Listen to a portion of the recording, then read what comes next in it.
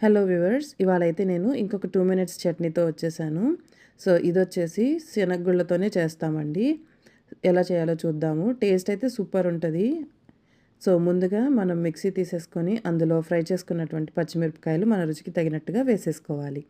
ఆ తర్వాత శనగగుళ్ళు ఒక హాఫ్ కప్ వేసుకోవాలి. శనగగుళ్ళు ఫ్రై చేసినవండి అన్నీ శుభ్రంగా ఫ్రై చేసి కరకరలాడుతున్నటువంటి శనగగుళ్ళు.